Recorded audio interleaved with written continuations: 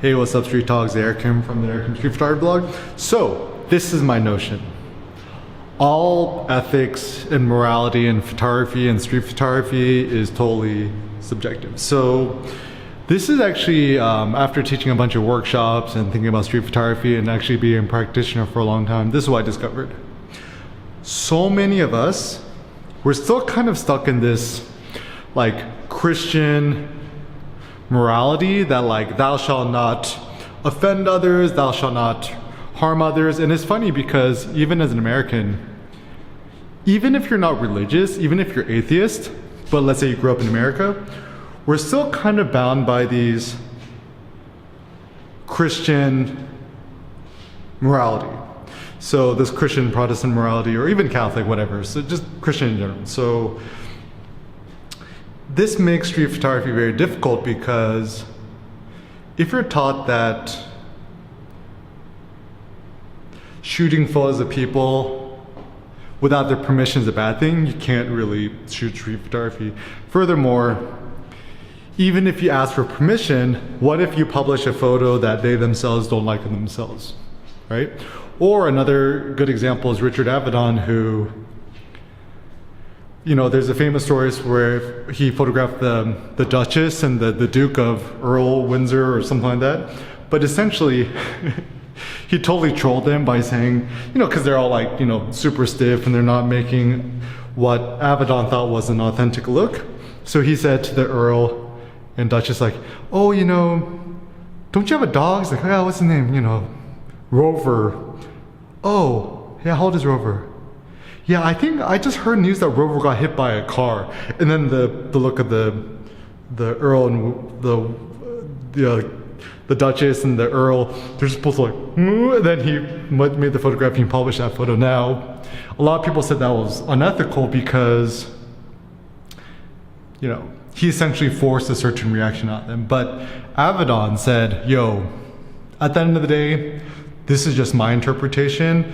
All of the, I think his quote is something like, all photos are accurate, none of them is truth, which I love. Even on the front cover of his In the American West photo, he photographed this like a teenage girl who later said she didn't like the photo because she looked very vulnerable, blah, blah.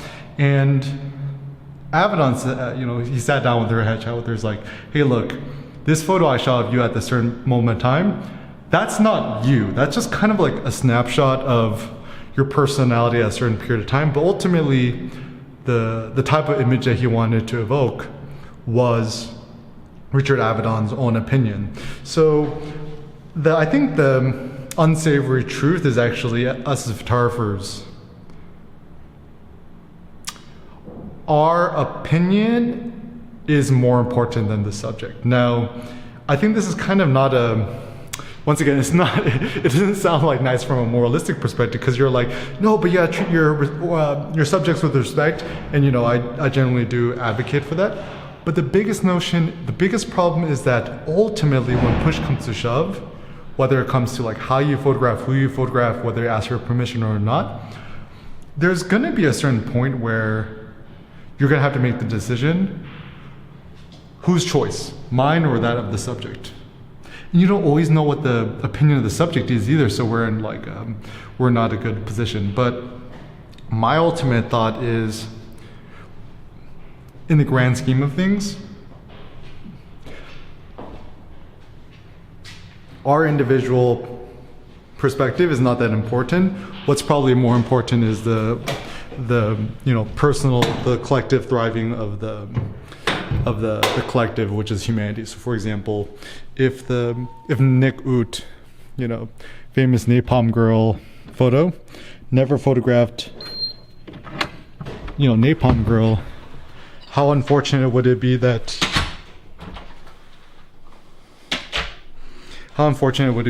like, you know, humanity would not have access to this kind of information, like, you know, because like, what if the Napalm Girl, you know, the woman who later became Napalm Girl, hated that photo and didn't want it published?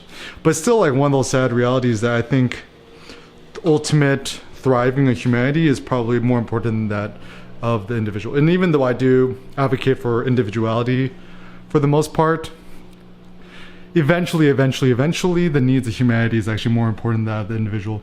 And even when I look at Philip Jones Griffith, you know, a lot of the foes he shot during the war and other misfortunes in the world. So Philip Jones Griffith is dead. His subjects are probably dead. Everyone's kind of dead. So even if we think about this like moralistically or ethically, if you zoom out long enough, everything feels a little bit justified. It doesn't feel that bad. Like even like, you know, obviously the Mongolians, right? Like now we just kind of think of them as like, you know, some funny characters on South Park, or we even Mongolian barbecue. But yo, Genghis Khan, dude, straight up like raped and pillaged like millions of people and killed so many people. But now historians, they don't feel so bad about it because it's so far removed. Even like if you think about like Alexander the Great, we think of him as like a hero, like great individual, but we didn't think of all the people he killed and the injustices that he probably committed. So once again, realize that in photography, ultimately, there's no ultimate set of morals and ethics. And I would say, you know, just follow your own personal code and rules and ethics. Is like, if you can sleep at night, then it's fine. But if you feel like it's against your own morals and ethics, just don't do it. So it's very simple. It's like, don't let others superimpose their morals and ethics upon you. There's no ultimate morals or ethics in photography or street photography. Essentially, you choose. Have the courage to stand by your opinion, what you believe in, and just shoot what's important to you. Thanks a lot for watching, guys. Peace out.